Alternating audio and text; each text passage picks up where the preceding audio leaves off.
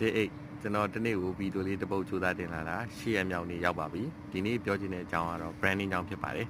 branding ဆိုလို့အကြီးကျယ်ကြီးမစင်စားပါနဲ့เนาะအကြီးလုပ်ဖို့လည်းမဟုတ်ဘူးကိုယ့်ရဲ့ set branding နဲ့ကျွန်တော်လုပ်ဖို့လိုတယ်ဥပမာအဖြစ်ဆိုကျွန်တော်ဒီကျွန်တော်ဒီ IT လုပ်တယ် digital marketing လုပ်တယ်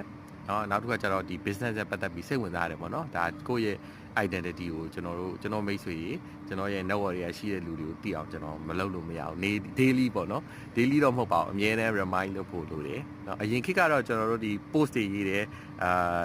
event တွေတက်ကြတယ်ပေါ့နော်အခုကတော့ post တွေကကိုယ့်စီတွေကျွန်တော်တို့ရေးဖို့လိုသလို event ကတော့ဒီချိန်မှာတော့နည်းနည်းလေးတော့ရှားသွားပြီပေါ့နော်ဒီတိုင်းကျွန်တော်တို့တိုင်းပြည်ရဲ့ challenging condition ကြောင့် event တွေတော့ရှားသွားပြီဆိုပေမဲ့တော့တွေကတော့ဒီ video လေးတွေကြိုးစားပြီးတင်လို့ရတယ်မနေ့ကဆိုလို့ရှိရင်ကျွန်တော်ဒီတနေ့ကုန် meeting တွေတောက်လျှောက်တက်တယ်ပေါ့အလုပ်ဖြစ်တာမဖြစ်တော့တစ်ပိုင်းပေါ့နော်ကျွန်တော်ဒီ video လေးဒီနေ့ခါမှာမိတ်ဆွေတွေကျွန်တော်ပြန်ပြီးတတိယပါတယ်ကျွန်တော်တို့စကားလာပြောကြတယ်စကားလာပြောတဲ့အတွက်သူနဲ့ကျွန်တော်နဲ့meeting တွေထိုင်ရတယ်ပေါ့နော်ဒါ branding လောက်တာပေါ့နော်ဒါ video တွေစူးစမ်းလောက်ရတဲ့ဟွာလို့ရှင်းပါတယ်ကျွန်တော်ငယ်ငယ်တုန်းကဟာတာပြောဖို့ရရှိတယ်တနခါလိမ့်ပြီးဘယ်လိုပဲလှအောင်နေအပြင်မထွက်ရင်ယောက်ျားမရဘူးဆိုတဲ့ဟာတာပါဒါကတော့ဟာတာအနေနဲ့ပြောတာပါကျွန်တော်ကိုရီကဘာလုပ်တတ်တယ်ဆိုတချို့လူတွေဆိုကျွန်တော်တို့ ID မှာဆိုတချို့လူတွေဒါအတော်တယ်အရန်တော်တဲ့အရေးချင်းနဲ့ရှိတယ်ဒါပေမဲ့ကိုဘာလုပ်တယ်ဘာလုပ်တတ်တယ်ဆိုတော့သိအောင်မပြောနိုင်ကြဘူးเนาะအဲ့တော့ကိုရတဲ့ရတိုက်တာတက်မရဘူးလို့ကျွန်တော်ထင်ပါတယ်အဲ့တော့အမြဲတမ်းလုပ်နေဖို့လိုတယ်ပေါ့နော်အမြင်ကောက်အောင်တော့မလုပ်တော့ဘူးเนาะကျွန်တော်တို့မဟုတ်တာဘာမှပြောနေကိုစင်စီရပေါ့နော်ကျွန်တော်ဒီ